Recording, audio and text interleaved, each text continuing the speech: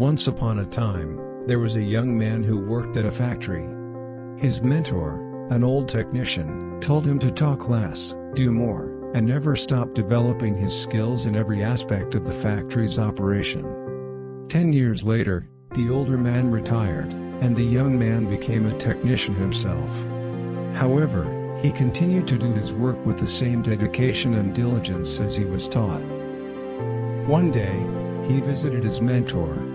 The old man saw that he seemed unhappy and asked what was troubling him. The young man sighed and poured his heart out. I have been following your instructions exactly all these years. No matter what I work on, I keep quiet and focus on the job. I know I have done good work at the factory, and I have learned all the skills learned there. I don't understand that the guys who don't have my experience or capabilities have all been promoted while I am still making as little as I did before when I was your apprentice. The old man asked, "Are you positive that you have become indispensable to the factory?" The young man nodded and said yes. The old man paced back and forth to think. Then, after a while, he turned to the young man. "You must request a day off, using whatever reason you like. It's time for you to give yourself a break." The young man was surprised by this advice, but the more he thought about it, the more it made sense.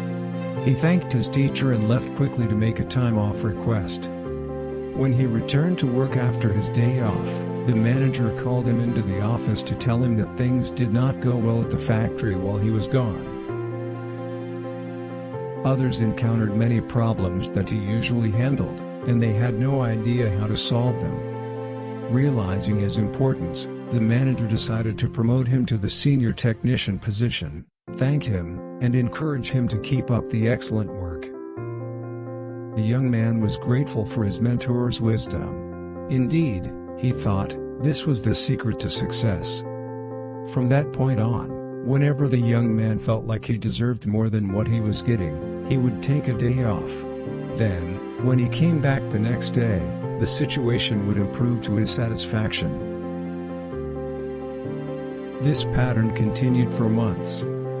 One day, the young man found that he was blocked from going into the factory. Then, much to his shock, he found out that his employment was terminated.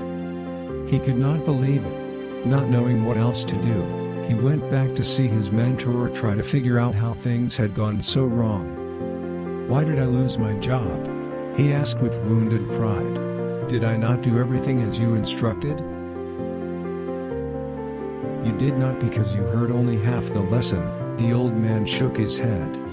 "You understood right away that no one pays any attention to a light bulb that is always on.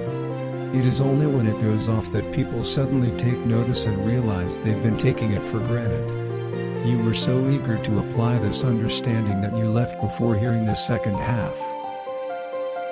Second half. It began to dawn on the young man that perhaps he made a big mistake. What was the second half? The mentor spoke slowly to make his point.